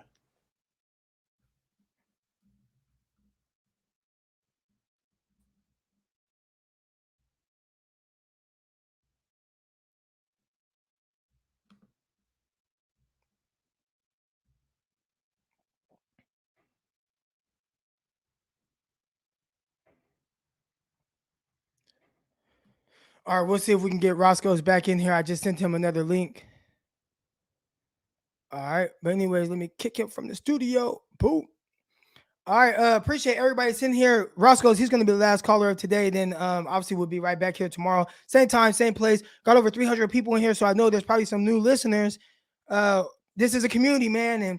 And I want everybody to be able to come on and kind of speak their piece, whether it's good or bad, positive, negative. We try to have positive vibes. Today's been a little bit more of a downer. Again, 244 likes. Hit that like button right now. Hit the subscribe button if you're not subscribed. I guess I'll shout out all my promos right now until Chris comes back in. But we got Underdog Fantasy. Make sure you guys download the app, Underdog Fantasy, underdogfantasy.com.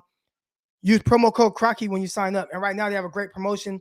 Whatever you deposit at your initial sign-in, they match that up to $100. I've been playing a lot of parlays with over-unders on player stuff. I made over a couple $100. I made 100 Monday. I made 100. I made 100 Sunday, 100 Monday. I missed out, and I'm only doing $5 parlays, but I've been hitting lately. I missed out because it was Porter on the Nuggets. He didn't have 15 points or something like that, so I missed out on coming up another 100 by just risking $5. So Underdog Fantasy, download the app. It's more than just a fantasy app, but they do got fantasy football, baseball, basketball, all that good stuff. A lot of live playing stuff, over unders, parlays. You could do all that stuff. And yeah, Underdog Fantasy, promo code Crocky. All right, so I think our guy Roscoe's is back. Here we go. Last caller of the day. Roscoe's, how you doing? What's up, bro? Okay, we got you. I was on my other phone. It was tripping out. But how are you doing, man? Oh, I'm good. I came on and I talked about it. I came on to really kind of rip 49ers in the front office, which I still ended up kind of doing. But I had some positive vibes too, man. Like in it just my wife and yeah, man. So that's good stuff right there. Shout out to your wife. Tell her I said congratulations. Yeah. That's the type of and it's a tough Go ahead. nursing program that she's in. So like she's had her moments where she's like, oh, I don't know if I'm gonna do this anymore. Like it's a hard nursing program. And they actually have, I guess they have to take like this state boards test to be an RN. And if you pass, the people that have graduated from this program have 100% pass rate on the state boards, which is unheard of. But they make like the best nurses. So it's a hard program, but she's going to be a better nurse coming from it. And she's already been offered a job. So that's amazing. Hey, man, see, that's the positive stuff we like to hear. That helps other people and that inspires other people to push through whatever they're going through. Well, I made her push through, so it was like, baby, you have no choice. But now she's doing good. Yourself so, some credit. Yeah. You got to give yourself some credit. Hey, man, you know what? Y'all are one together, so definitely you deserve credit too. especially since you made the move down there, you know? Yeah, well, it was really for a lot of it was for her. So, but yeah, go ahead. Hey, man, all you husbands out there, you better follow what Croc did. But first off, I want to touch on Grant Cohn a little bit because I see a lot of people complaining about the dude. And first off, I gotta say, Grant has put a lot of people on. A lot of people who, who probably didn't have a way into the media industry, Grant put them on. And a lot of them got good, successful YouTube pages. They're doing a great job and they're coming up. Also, with media, a lot of people don't understand this. It's not always about having the correct takes. It's not about that. I mean, of course, you don't want to be wrong all the time, but there's a form of entertainment that's involved. And Grant is very entertaining. He's very charismatic. He is.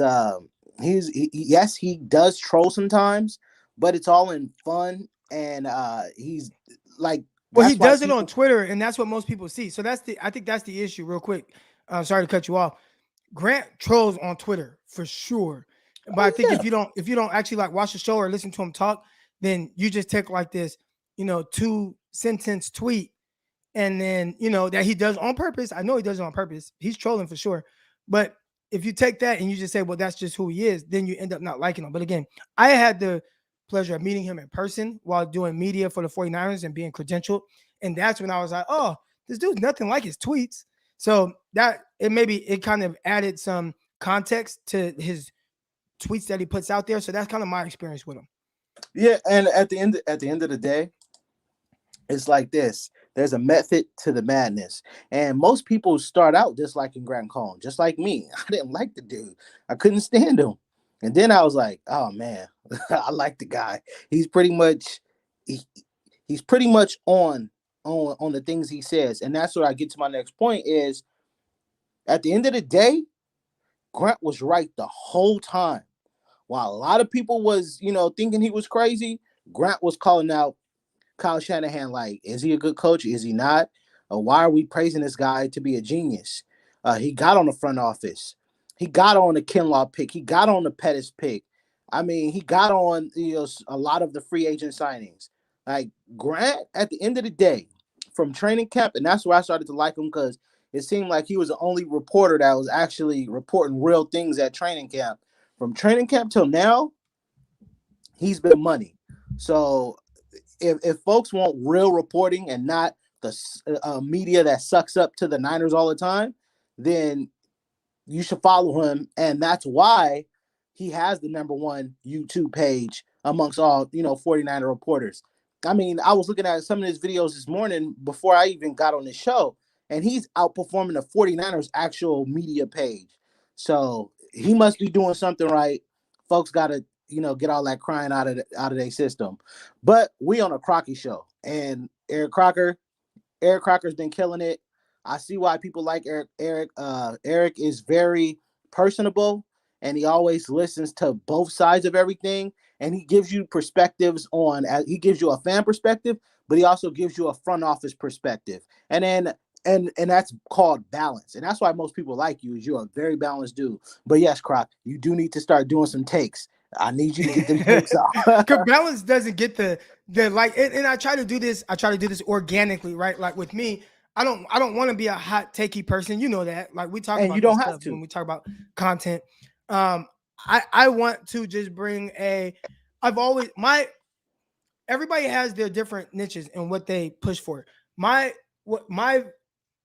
The way I've tried to deliver my content has always been player perspective, coach perspective, front office perspective. I try to see it from that perspective and give it to y'all from that viewpoint, because I see a lot of people, they'll tweet out certain things and I'm like, man, they ain't really play the game like that, so maybe they don't know. So I try to just bring that aspect of it. So when it comes to like hot takes and stuff, my mind don't even work that way to really kind of bring those things up. And so you know what though? You don't have to have, I mean, it necessarily doesn't have to be hot takes. I mean, well, actually it can be hot takes, but it's authentic hot takes. You know what I'm saying? I told you about a person that was on this show on First Take. He came on the show. He would sub in for Stephen A sometimes, and he would just make some crazy, like insane hot takes. And that's where you just like, people just think, start thinking folks is a clown and stuff. But I'm saying you actually have a hot take. Matter of fact, when I get off, I want you to spit that hot take that you told me yesterday. Okay, All right. so Okay, I will. But this is what I want to say about Kyle Shanahan.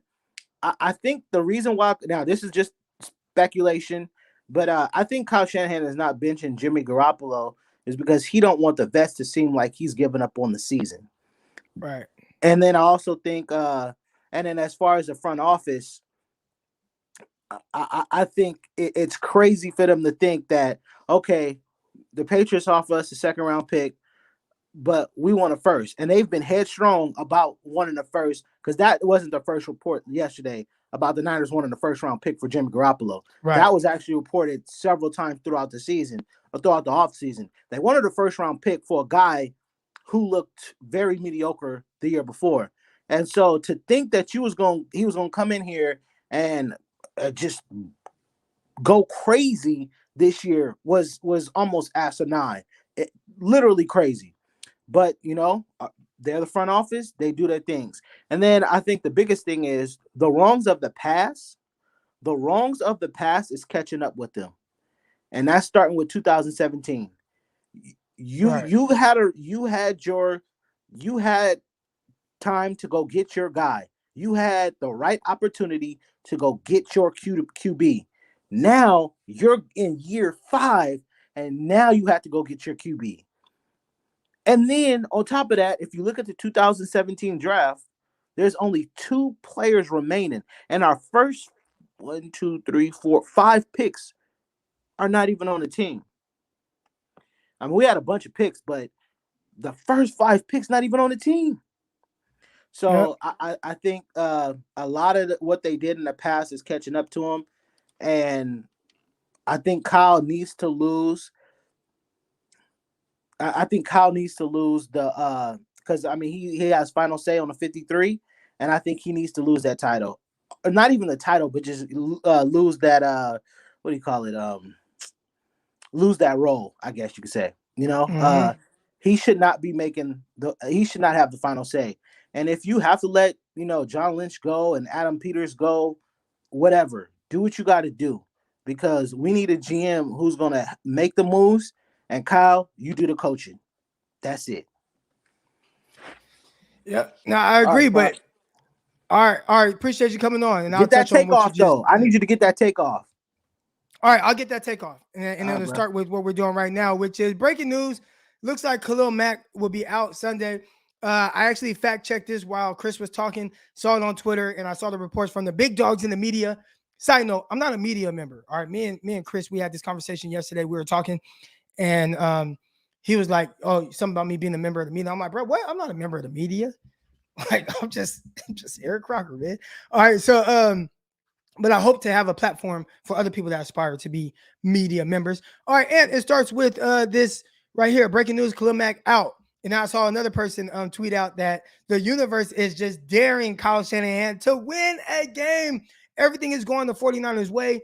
Even the home game with the rain against a team that plays indoors, they lost that game. Now you go to Chicago. Khalil Mack's not even going to be playing. Come on, Kyle. Come on. What's it going to be? What's it going to be? Got to win this game. Got to win this game. But I did have a hot take, and it starts with this. My hot take, and my dog, before I say this, because I know people are going to get out after I say this, make sure you guys hit that like button, hit that subscribe button, all that good stuff. I see the likes going up. I think it was pushing like 300 likes. I love that. I love that. Love y'all. Love y'all. Appreciate y'all. But this is my hot take. The 49ers, and listen, I'm not saying this just to say this. I strongly believe this. I strongly believe this. The 49ers. Hold on. I'm going to have to end the show after I say this. So let me get ready. Get ready for this. The San Francisco 49ers will make the playoffs. And I'm out. Intercepted. It is picked off by Aaron Crocker. Over midfield. He'll run it all the way into the end zone. Touchdown. Croc Talk TV podcast. Peace.